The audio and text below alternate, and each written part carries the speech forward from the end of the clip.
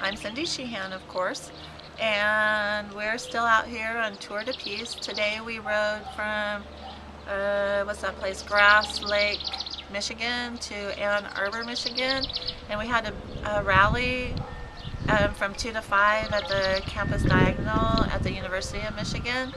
And so there was many speakers, and kind of like in the middle of it, and I was speaking also. I was helping our good friend Diane G MC it, that she organized the event. And so I was speaking in between, and it was very obvious that we're, anti-war, anti-empire, anti-capitalism kind of little group there. And so we were at the campus diagonal, and there's not very many people on campus right now, but there were some. And there was a building near the event, which was, I think, a library. Yes. And so we were using that to use the restroom. And so about in the middle of the rally, I had to use the restroom. So I walked across the diagonal by myself, and there was nobody there. It was deserted. And I'm walking towards the bathroom, and somebody comes up behind me and kicked my right foot. And he did it in that way where you kick people from behind to try to make them trip. You know how you used to do when you were kids and you were playing around with, your friends. That's not a very good thing to do, but, we were young. And so I looked around to see who had just kicked me. And this man comes around my left and is going very fast towards the building and into the door. And he was going so fast, but he was walking. He was taller than me, and I'm almost 6 feet tall, so I think he was maybe like 6'3" or something, 6'2", 6'3". He was walking so fast, even I couldn't catch up with him, and I'm pretty fast. And so I was saying, "Excuse me, you just kicked me." And he just kept on, didn't even break stride 1 second, didn't look back at me. And so I was trying to catch up with him, and I'm like, "Hey, you just kicked me. Why did you kick me?" And so I was saying, "Hey, asshole in the green and blue striped shirt, you just kicked me. Why did you kick me?" And so he went into the building, and I was yelling. Trust me, he heard me yelling at him. And he went in the building, and I went and got Malcolm and Dan, who were on tour with me, and we got one other guy who's from Ann Arbor. We went into the building, and we were looking around, and he just kind of came out of one of the doors, and I was like, "That's him." No, that, yeah, I'm like, "Yeah, that was him." And so Malcolm had his camcorder, and I said, "Why did you kick me?" And his response to me was so weird. It was like, "I don't know who you are. I didn't kick you," or something like that. I don't know what he said, like I didn't, I didn't do anything to you. But I know the first thing he said, and you'll see in the video, the confrontation, was, "I don't know who you are." Why would anybody say that? To me, a response would be, "Oh, I'm sorry, I didn't realize it. Please, accept my apology." But he was right away, "I don't know who you are." And so then other people like Henry from Ann Arbor was saying, "Why won't you talk to her? Why won't you stop and talk to her?" And then our guys, as you see in the video, were saying, "Who are you? Why did you kick her?" And then we kind of followed him out a little bit, and he walked super fast to the other side of the campus. And why did you do that? I want to post you on YouTube, mister. Your photo's going to the campus police. Do you work here? Okay, we'll send you to the campus police then. Your picture's going on to the campus police today, sir. He walked right behind me and kicked me. Yeah.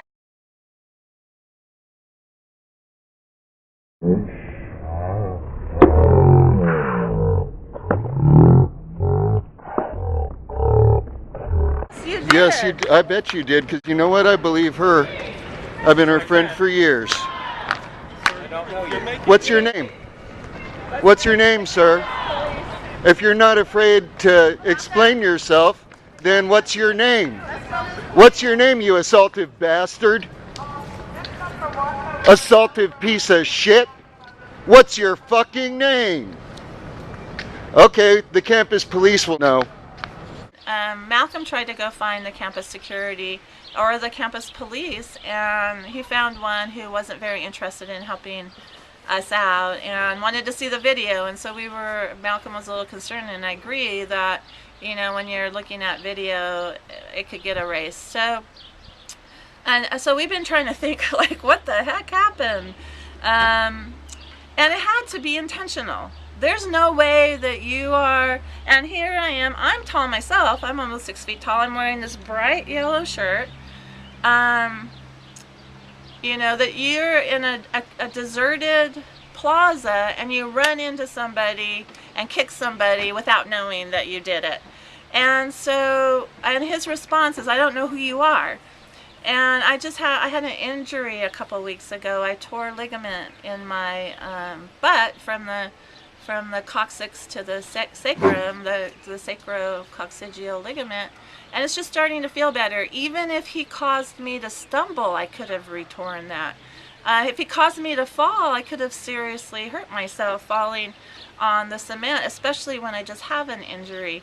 So, you know, it's almost, I know it was intentional. I don't know if it was intentional because he disagrees with my message. I don't know if it was intentional because we're being closely watched and it was an opportunity. Or I don't know if it's intentional because he's just a misogynist jackass that goes around hurting women, and he's not used to the women responding like I did, chasing him and, you know, calling him a jackass. So, or an asshole. So anyway, it just seems like super duper fishy, and he wouldn't tell us his name, of course.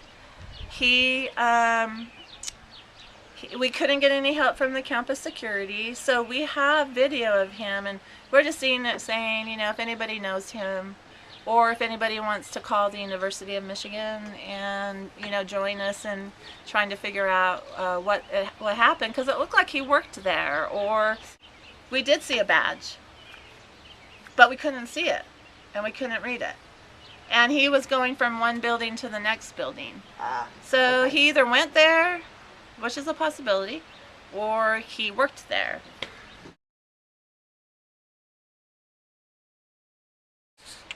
After the incident, I looked around a little bit, and the area that he came from when we spotted him in the hallway was stacks, deserted little side area of stacks, where I think that he was probably thinking that he could hide out for a minute and then he could come out and go about his business. That's true.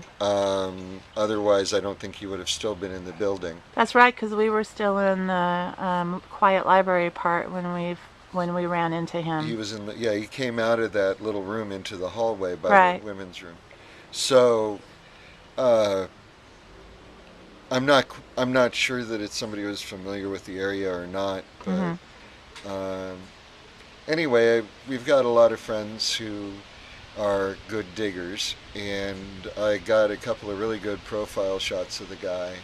And while not saying for sure that, you know, there was what kind of intent there was or anything, we do know that something happened, and we'd like to know who he was. The campus police would have sent somebody if we'd have told them exactly where to send them, but I know that they knew exactly where our event was. Because the student association has to, you know, request the permission to do these things. And so it just, the whole thing seemed really fishy, and after initially trying to contact them, I found myself going, why am I doing this? We don't really want these people involved anyway because they suck. And what did the campus security, he was upset with you because I didn't call 911. You know, I mean, okay, the guy's already absconded. It's no longer an emergency. Nobody was actually injured, but they want an excuse to come in with guns drawn. Excuse me? No. Calling 911 for non-emergencies is really stupid. And it can get people hurt, and I wasn't about to do that, but he wanted to give me a hard time about that, like I was dumb, you know. Anyway, The part about he couldn't respond to the event, but he wanted. You know what? We're going on too far. Well, Let's just. I have been doing this, of course, since my son was killed, and I have been verbally accosted. I've had death threats. I've been seriously hurt by the police in the police state, physically hurt. But I think that was the most hostile thing that's happened to me since I've been doing this, since my son was killed. And you know, it didn't feel good, and it kind of makes me a little. Well, first of all, I'm really mad because I don't understand how people can go around doing that. If he doesn't agree with me, he could talk to me or you know, whatever. We could have a dialogue. But it was just like a really, even though what didn't hurt, it was just so openly hostile that it is really bothersome to me. But as with everything else, it's not going to make me stop. It's not going to make us stop. We're going to Washington, D.C., and we have many stops in between Ann Arbor and Washington, D.C., and this just, I think, gives us more, you know, motivation and inspires us to work even harder. And my head's going to be on swivel for the next 30 days. Yeah, we'll be more careful, that's for sure. There won't be any more solo trips to the bathroom for me anymore. But it's sad that there's a situation that's so hostile that we have to feel this way, of course. So that's what empire and war and the establishment are about, and we're not going to let them intimidate us. Nope.